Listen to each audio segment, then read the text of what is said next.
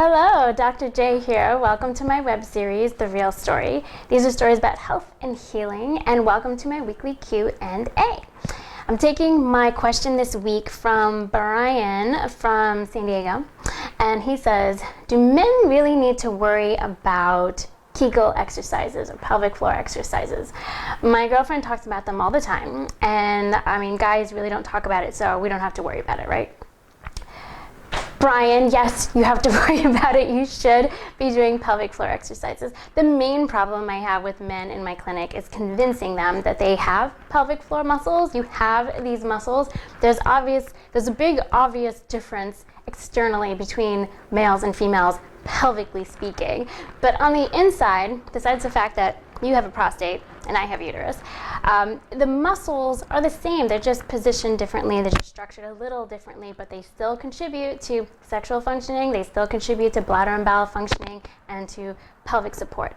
So it's important that you connect with these muscles and that you keep them strong and keep them relaxed when you need to.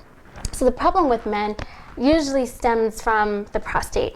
Prostate is this little gland that wraps around the urethra. Urethra is a little tube that leads away from your bladder. So after a certain point in a man's life, there could be a proliferation of tissue of the prostate. So that tissue proliferation can be benign or it can be malignant, and that you have to check with your doctor, of course.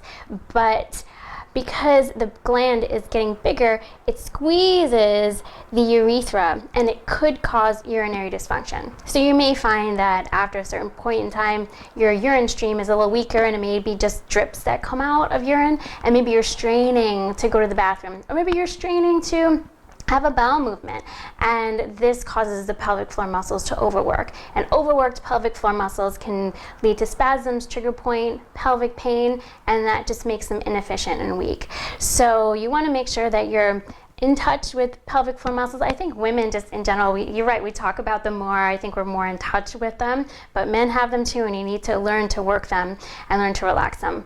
Be aware of them. So practice squeezing as if you're trying to hold back gas or hold back urine, or try to relax as if you're just trying to push out gas. Sometimes you don't actually do it, but you just practice that.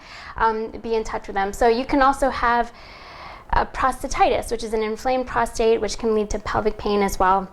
You can feel a deep abdominal ache with urination or after intercourse. So again, these can cause pelvic pain issues, and you can have a tight pelvic floor. So it's important. It's important to be in touch with them and work these muscles. You should try to get in touch with a pelvic therapist or with your doctor. Find out some things you can do to work these muscles, but don't ignore them. They're so important, and you have them too.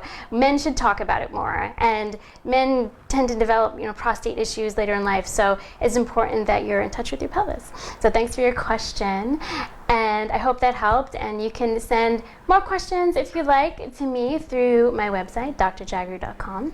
Thanks for tuning in, and I will see you next week.